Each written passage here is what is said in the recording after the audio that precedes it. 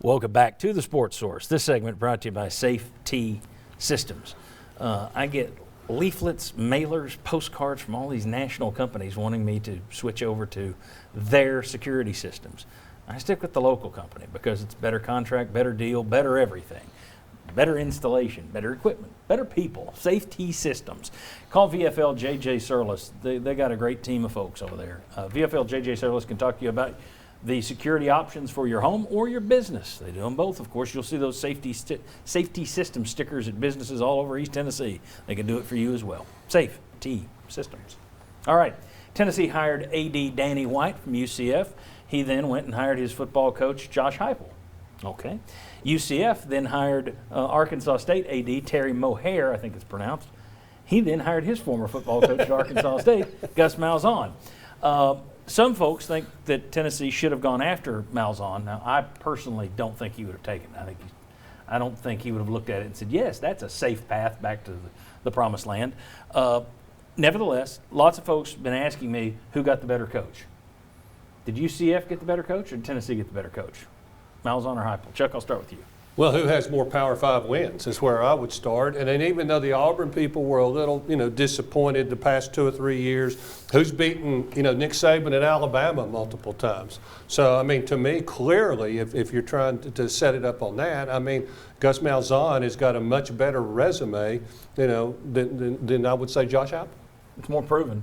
Yes. That's what I was going to say. Malzahn's the more proven coach. Heupel's the one that gives you maybe a little more upside, unknown. So I think it has the potential to work out better, but it's a coin flip, as most of Tennessee's recent hires have been.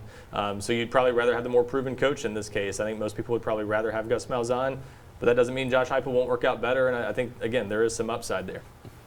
Yeah, I feel the same way. I think Gus Malzahn, with his resume, is the better hire, but it doesn't mean that he would have ended up in 5 years winning more games than Josh Heupel at Tennessee. I don't know that. But when you look at what Malzahn did at Auburn and the fact that he beat Saban 3 times and played for a national championship, exactly. How do you ignore Gus Malzahn as the better coach? Of course, he played for that national championship. He had that great year to start, and then it came down to, I just don't know if he had come here.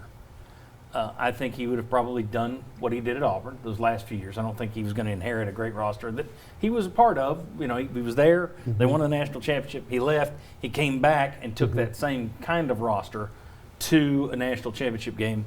Then it was pretty much an 8 or 9 win kind of a guy. I think that would have wound up on the hot seat here. Ask Butch Jones. I just don't think people would have. You lose 4 or 5 games a year here, they're not going to give you more than 3 years. That's kind of the frying pan to the fire. Yeah, Tennessee and Auburn very similar. Yeah. Auburn said, yeah, thanks for beating Alabama 3 times, but you lost to Arkansas. You lost to Mississippi State. Same way here, they've said, hey, you beat Florida and Georgia in the same year.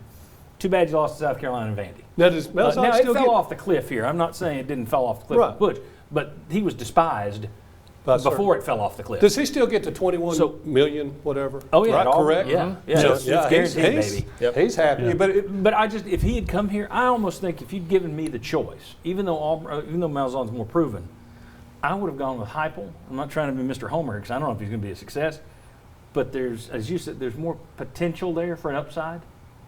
I think Malzahn would have been a more steadying hand, but this place doesn't like steady hands. And I'll say this: Tennessee fans probably would have had the whole lack of patience thing that has come up before. I think there would have been some impatience with Gus Malzahn if this offense had struggled, because that was his reputation at Auburn, underachieving on offense for a guy with an offensive background. If that had happened at Tennessee, I think fans would have been pretty frustrated in a few years. Heupel's had the better offense 5 years running. Now, 3 of those years is an easier conference, but when he was at Missouri, he had a better offense than Auburn did, and Auburn had much better recruits.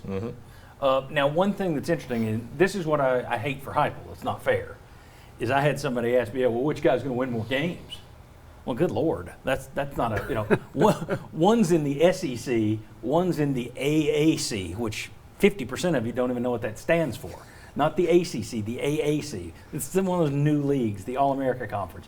And that was not an insult to the fans. I'm saying most people don't know the conference. Anyway, I'll get emails over that. The gist, though, is you got NCAA sanctions hanging over your head here. You don't have that at UCF. He's inheriting a winning roster.